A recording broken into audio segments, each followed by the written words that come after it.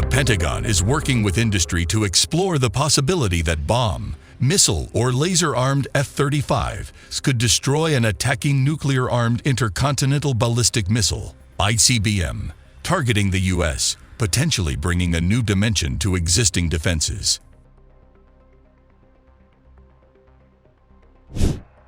F-35s and ICBMs. The concept, according to industry and Pentagon developers, would be to use F-35 weapons and sensors to detect or destroy an ICBM launch during its initial boost phase of upward flight toward the boundary of the Earth's atmosphere. The F-35 could use a kinetic solution, wherein it fires upon and destroys a launching ICBM, or a sensor solution where it cues missile defense systems. While Pentagon F-35 officials emphasize the F-35 program is currently focused on nearer-term efforts, such as delivering software upgrades to the airplane, there is growing consensus that exploring F-35 nuclear missile defense is something of great potential benefit. Early conversations and conceptual work are already underway. The prospect of using an F-35 for this purpose introduces a range of defensive possibilities not yet part of the Pentagon's missile defense arsenal. For instance, an F-35 could fire air-to-ground bombs or missiles to explode an ICBM, or even use lasers and electronic warfare to incinerate, jam, or disable the flight trajectory of an attacking ICBM. If an ICBM guidance system or propulsion mechanisms were interfered with, an ICBM might be thrown off, heading into the ocean or an uninhabited area less likely to cause damage.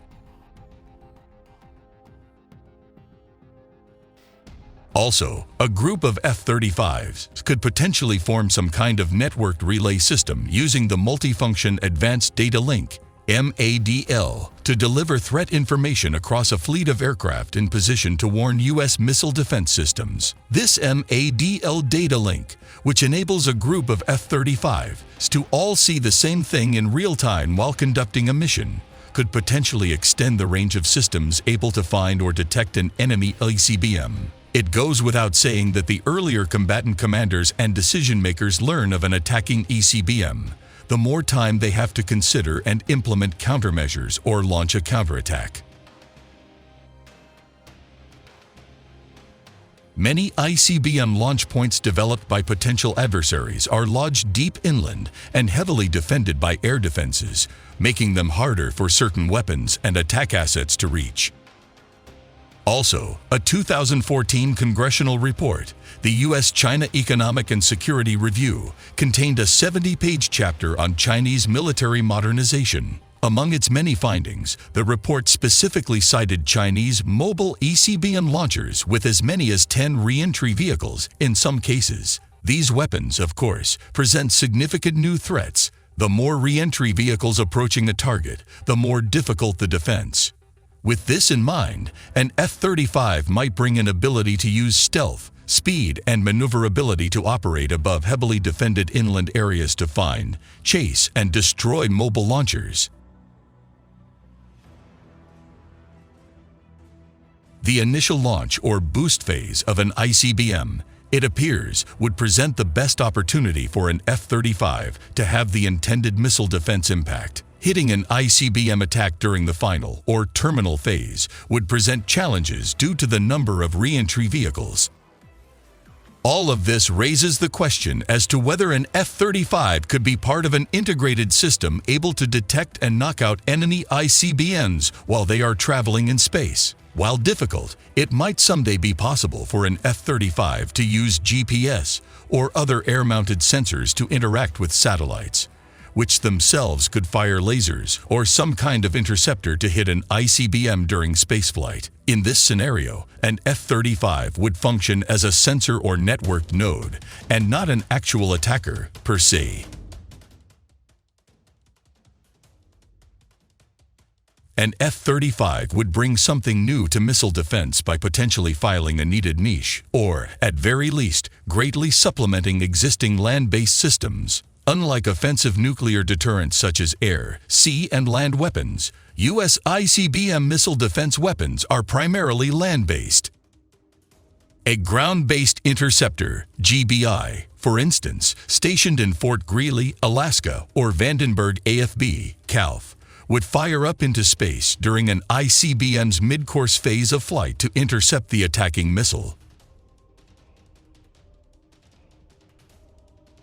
This presents a number of challenges, as GBIs need sensors or embedded technology, enabling them to distinguish decoys from actual ICBMs. This is the reason for the Pentagon's emerging next-generation interceptor, a technology designed to both detect and destroy multiple incoming missiles or decoys traveling through space. Multiple Kill Vehicle, as it sounds, integrates a number of interceptors onto one missile. Numerous decoys flying alongside an ICBM can increase the chances that an actual nuclear weapon will continue on to its target.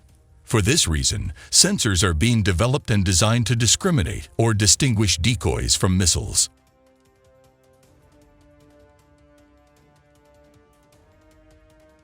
Regardless, identifying and knocking out large numbers of ICBMs is, by any estimation, a challenge. A single launch from a rogue state, such as North Korea only able to launch 1 or 2 ICBMs at most, presents a much more manageable threat for ground-based interceptors. An incoming salvo of ICBMs, by contrast, is a different equation. This leads to 2 strategies. The first would be an offensive deterrent using the U.S. nuclear triad to stop a first strike from ever happening by ensuring a catastrophic retaliation. And the second would encompass a range of ongoing technologically advanced defensive measures, including things like satellites, lasers, multiple kill vehicles, or F-35 sets.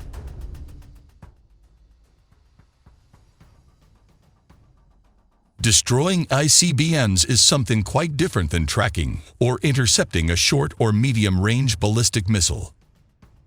The F-35 is already developed in this capacity. The F-35 has been tested as an aerial node for the Navy's Naval Integrated Fire Control counter-air system. This technology, now deployed, uses ship-based Aegis radar, an aerial sensor node, and a guided SM-6 missile to knock out attacking missiles from ranges beyond the horizon. Since its inception, NIFC-CA used an E-2 Hawkeye surveillance plane as the aerial node. Now, the system can use a far more capable F-35 as the aerial sensor.